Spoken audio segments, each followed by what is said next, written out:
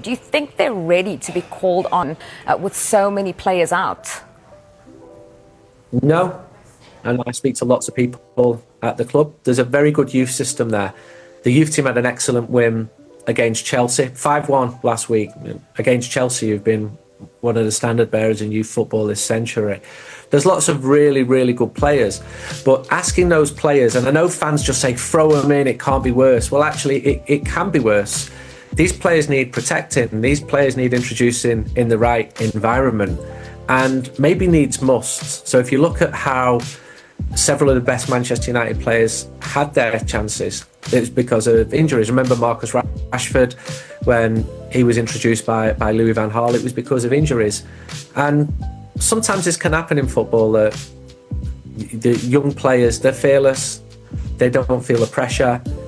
But I speak to people within the club and nobody says to me, yeah, this guy is ready to play first team football at the moment, because they're just not ready.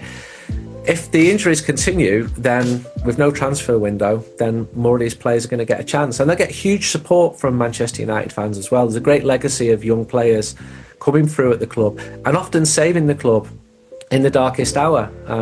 The Busby Babes were decimated at Munich, but what got United out of real difficult times, it was young players, and the class of 92 famously as well. So there'll be a lot of support for young players, but it's a really difficult environment for them to be introduced to the first team. Results are bad. 15th in the table now. That's 12 Premier League defeats so far this season.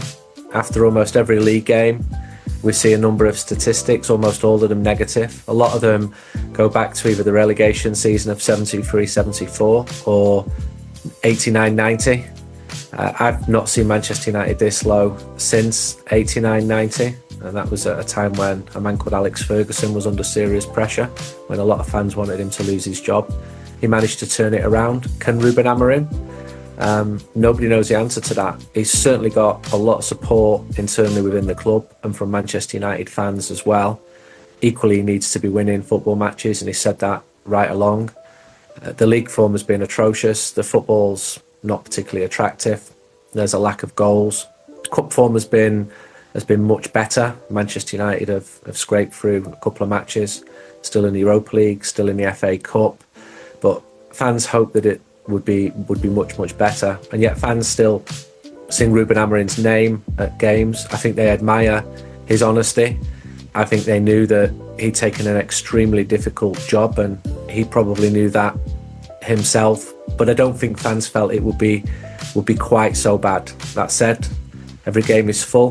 The team took 4,000 fans to Bucharest a few weeks ago for the Europa League, but these are very, very challenging times for Manchester United, for the fans, for the players.